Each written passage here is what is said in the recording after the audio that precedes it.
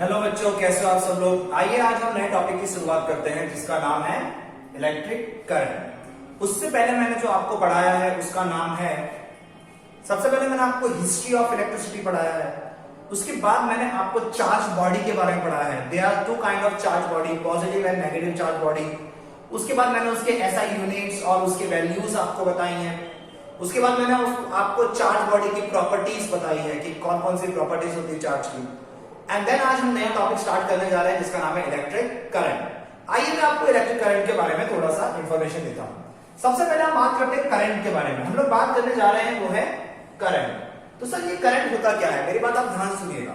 ये करंट क्या है, देखिए, anything flow in a particular direction is known as a current.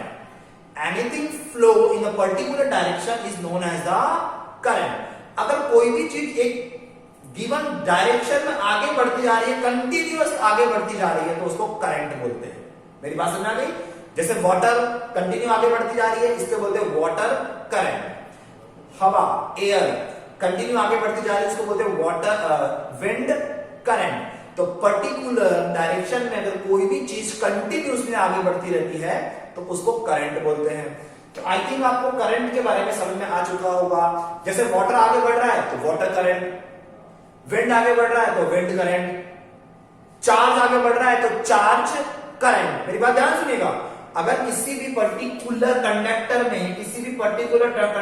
में अगर Q चार्ज आगे बढ़ रहा है, Q चार्ज आगे बढ़ रहा है कंटिन्यूसली, अगर बात करूं यहां से कंटिन्यूसली Q चार्ज आगे बढ़ रहा है, Q चार्ज, कोई भी चार्ज Q चार्ज आगे बढ़ रहा है, तो इसको बोलेंगे चार्ज करंट। क्या बोलेंगे? Charge current. अगर आपको कोई डेफिनेशन कैसे दें तो amount of charge flowing through the conductor, amount of charge flowing through the conductor is known as the charge current, is known as the charge current. मेरी बात आपको समझ में आ चुकी है।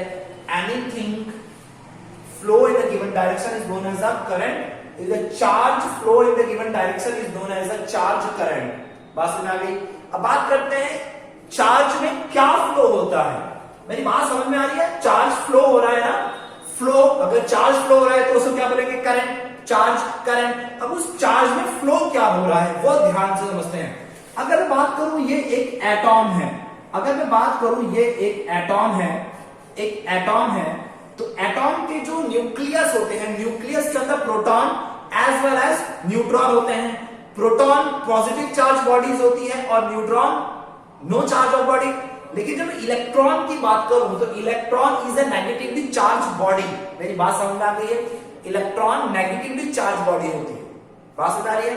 अब थोड़ी सी भी अगर इसको हीट या इसको फोर्स मिलता है ना, तो ये इलेक्ट्रॉन क्या करने लगते हैं? मूव करने लगते हैं, ये बॉन्ड बनाने लगते हैं। मेरी बात समझ आ रही है। अगर दो एटॉम आपस में बॉन्ड बनाने होंगे ना, तो इसमें इलेक्ट्रॉन की या तो शेयरिंग होगी या तो इलेक्ट्रॉन ट्रांसफर होंगे। मेरी बात समझिए। अगर किसी भी दो एटॉम्स को एक साथ मिलकर एक बॉन्ड बनाना होगा ना, तो इलेक्ट्रॉन की शेयरिंग करता है, वो प्रोटॉन की शेयरिंग नहीं करता, क्योंकि प्रोटॉन अपने न्यूक्लियस में बॉन्डेड है। क्योंकि प्रोटॉन अपने न्यूक्लियस में बॉन्डेड है तो प्रोटॉन कभी भी मूव नहीं कर सकता। हाँ, तो आउटर मोस्ट पे जितने भी इलेक्ट्रॉन होते हैं या तो वो शेयरिंग करते हैं या तो वो ट्रांसफर होते हैं, यानी कोवैलेंट बॉन्ड, या तो आयनिक बॉन्ड के हिसाब से हमारे इलेक्ट्रॉन क्या करते हैं? घूमते रहते हैं। अब हम बात करते हैं इस मेटल के रॉड की।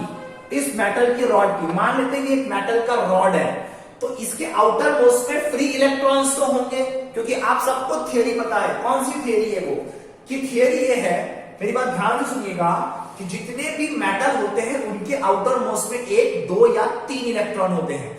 जितने भी इलेक्ट्रॉन्स, जितने भी मेटल्स होते हैं ना, उनके आउटर मोस्ट में 1, 2 या 3 इलेक्ट्रॉन्स होते हैं। जैसे ही रूम टेम्परेचर में इस रॉड को या इस प्लेट को मैं रखूंगा, जैसे ही रूम टेम्परेचर में रॉड और प्लेट को मैं रखूंगा, तो इस पे उसके आउटर मोस्ट में ये फ्री इलेक्ट्रॉन्स होंगे, ये फ्री इलेक्ट्रॉन्स होंगे, और ये फ्री इलेक्ट्रॉन रैंडमली कहीं भी घूमते रहेंगे, रैंडमली घूमते रहेंगे, क्योंकि ये फ्री इलेक्ट्रॉन है। और बहुत सारे इलेक्ट्रॉन्स होते हैं फ्री, क्योंकि इतने बड़े प्लेट्स में बहुत सारे इलेक्ट्रॉन्स होंगे। मेरी बात समझ में आ रही है? अच्छा, ये कौन से इलेक्ट्रॉन है? ये जो इलेक्ट्रॉन है ये फ्री इलेक्ट्रॉन है। फ्री इलेक्ट्रॉन जो अपने पेरेंट्स एटॉम से अलग हुए हैं। सर पेरेंट्स एटॉम मतलब क्या? जैसे मैं आयरन की या जिस मेटल की बात करता हूं जिसके आउटर मोस्ट में 1, 2 और 3 इलेक्ट्रॉन होते हैं, जब वो रूम टेम्परेचर में आते हैं तो उनमें से वो निकल जाते हैं, वो ढूंढने लगते हैं कोई दूसरी बॉडी जिससे जाकर वो बॉन्ड बना ले।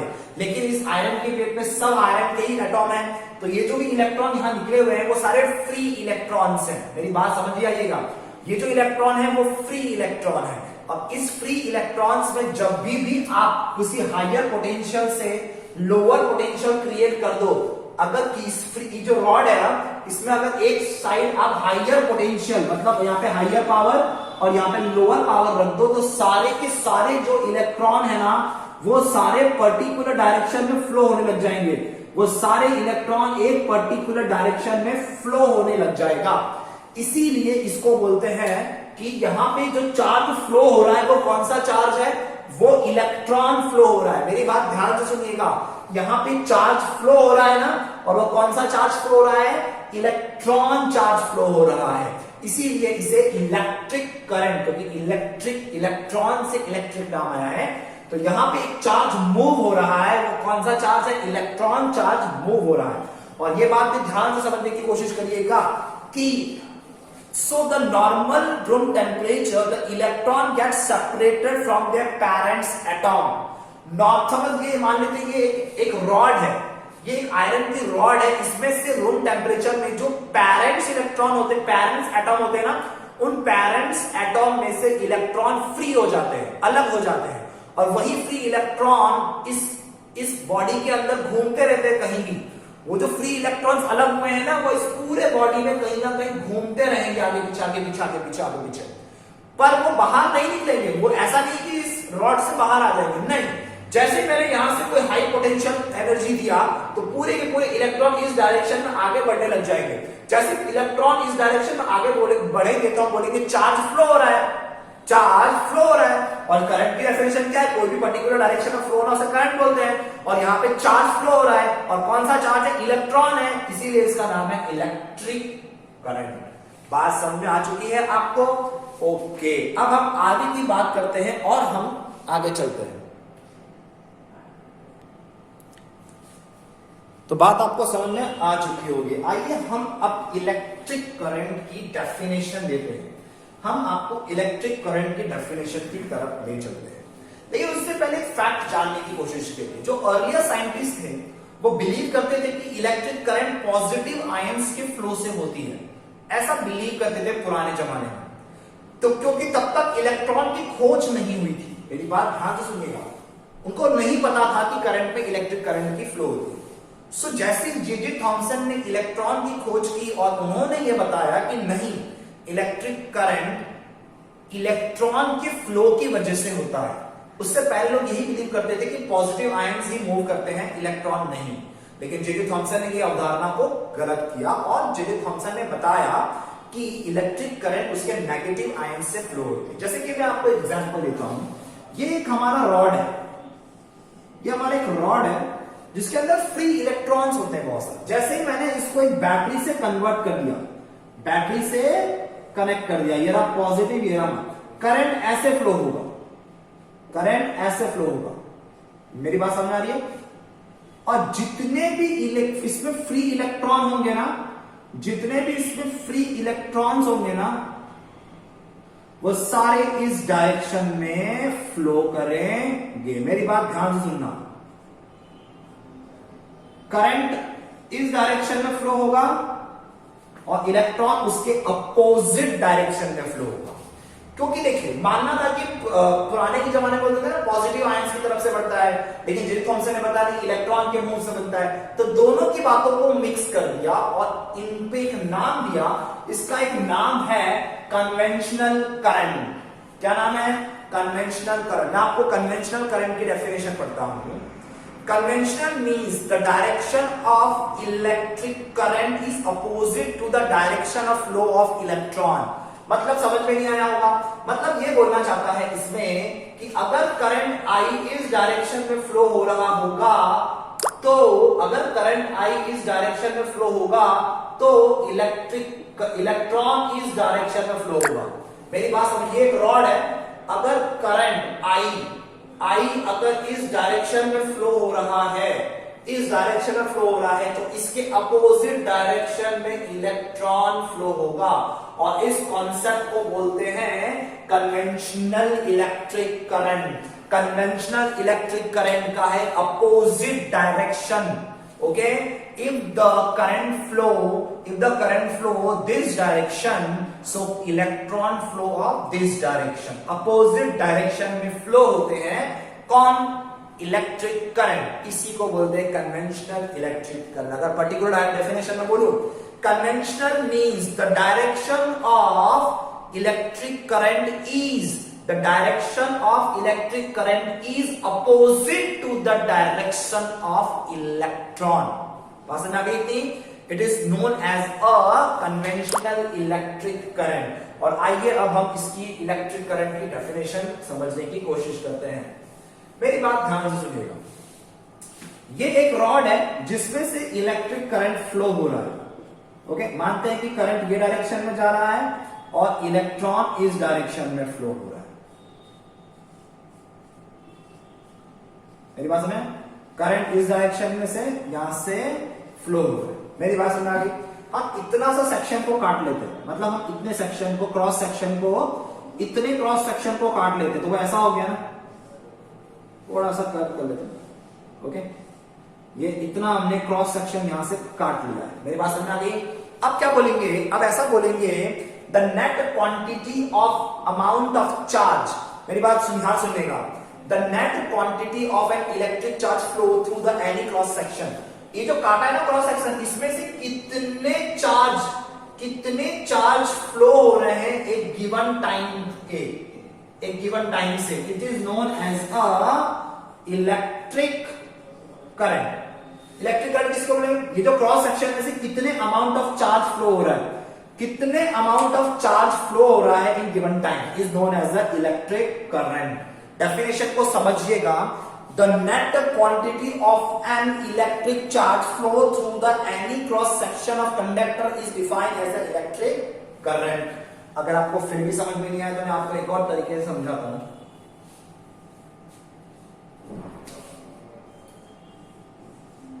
ये सपोज एक क्रॉस सेक्शन एरिया है, क्रॉस सेक्शन एरिया यहां से लेकर यहां तक, ये क्रॉस सेक्शन एरिया है।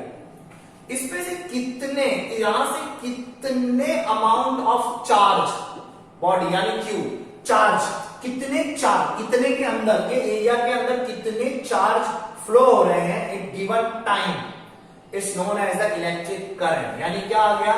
Electric current denoted by I, amount of charge यानी कि हो गया ये आपका क्यू, अमाउंट ऑफ चार्ज यानी एन क्यू भी लिख सकते हो, N Q upon time T. या समझ में आ रही है? It is known as a electric current. यानी डेफिनेशन है I is equal to N Q upon T, it is known as a electric current. बहुत ही सिंपल डेफिनेशन है, मैं आपको फिर से बता देता हूं। The net quantity of electric charge flow through any cross section. मानते हैं इसको समझिए, ये एक क्रॉस सेक्शन एरिया है, इसमें से जितने इलेक्ट्रॉन फ्लो हो रहे हैं given time, okay, unit time, तो जितने इलेक्ट्रॉन फ्लो, जितने भी चार्ज फ्लो हो रहे हैं गिवन यूनिट टाइम में, उसको बोलते हैं इलेक्ट्रिक करंट। यानी I is equal to Q upon T, this is known as the electric current. और ऐसा यूनिट है कूलम। मेरी बात ध्यान से सुनिएगा,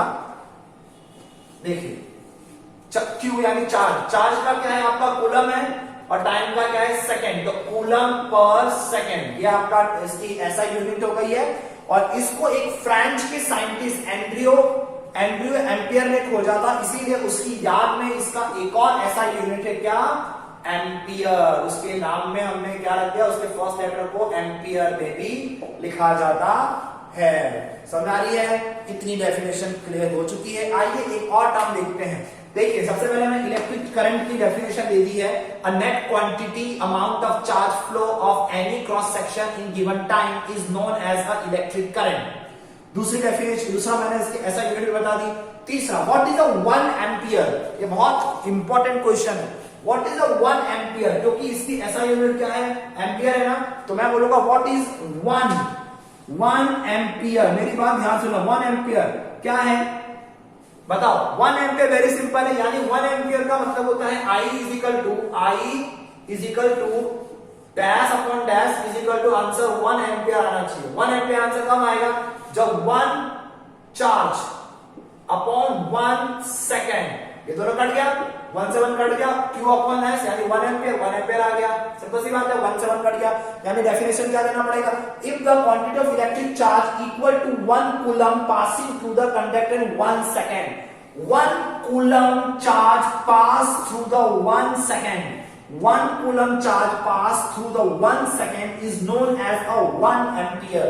आंसर 1 कब आएगा? जब 1 अपॉन 1 होगा, 1 से 1 कट गया, Q अपॉन S यानी कि एम्पियर ही होता है, यानी कि 1 ampere is equal to 1 coulomb charge pass through any cross section in 1 second is known as a 1 ampere. बात समझ आ चुकी है आपको? Very good. अभी नेक्स्ट टॉपिक आपको बात कर लेते हैं। सब आप देखिए, द स्मॉलेस्ट यूनिट, जो सब इतना हो चुका है आपको, वो भी आ चुका है। चलिए अब हम बात करते हैं सबसे छोटी यूनिट कौन सी है एम्पियर की, तो वो है milliampere. 1 milliampere, 1 milliampere का मतलब होता है 10⁻³ एम्पियर, और उससे भी छोटी कौन सी होती है? 1 microampere. 1 milliampere, 1 microampere, वो कहता है 10⁻⁶ एम्पियर। ये सबसे स्मॉलेस्ट यूनिट है एम्पियर की, सबसे स्मॉलेस्ट यूनिट है एम्पियर की। यहां पे आपको अगर कुछ भी प्रॉब्लम हो तो आप मुझसे कह सकते हो। अब दूसरी बात ये भी है, किसी सर्किट में, अगर किसी भी सर्किट में से करंट फ्लो हो रहा है और आप इलेक्ट्रिक करंट फ्लो हो रहा है और आपको ये जानना है कि उसमें कितना इलेक्ट्रिक करंट फ्लो हो रहा है, तो उसमें इंस्ट्रूमेंट का यूज करते हैं, उसमें एक इंस्ट्रूमेंट का यूज करते हैं और उस इंस्ट्रूमेंट का नाम है एमीमीटर। एमीमीटर इज एक ऐसा सिस्टम है जो कितना इलेक्ट्रिक करंट फ्लो हो रहा है किसी पर्टिकुलर कंडक्टर के अंदर, समझ आ रहा है? बेसिकली अगर उसकी definition, the electric current flowing through any conductor is measured by the instrument called ammeter. वो इंस्ट्रूमेंट को बोलते हैं एमीमीटर। इतनी बात भी आपको समझ में आ चुकी होगी। तो यहां पे आपको इलेक्ट्रिक करंट की डेफिनेशंस भी आ गई है। कन्वेंशनल इलेक्ट्रिक करंट बहुत इंपॉर्टेंट है। कन्वेंशनल इलेक्ट्रिक करंट में आपको वापस बोल रहा हूं, अपोजिट, अगर करंट I इस डायरेक्शन में फ्लो हो रहा होगा तो इलेक्ट्रॉन यानी चार्ज इस डायरेक्शन में फ्लो हो रहा होगा। अपोजिट डायरेक्शन में जब इलेक्ट्रिक करंट और चार्ज इलेक्ट्रॉन फ्लो होते हैं उसको कन्वेंशनल करंट कहते हैं। और definition of electric current, any given cross section के अंदर, किसी भी क्रॉस सेक्शन के अंदर में से नेट अमाउंट ऑफ चार्ज जब फ्लो होता है in given particular time is known as a electric current. Thank you. आप इलेक्ट्रिक करंट देखिए, फिर हम आगे की थ्योरी में चलते हैं।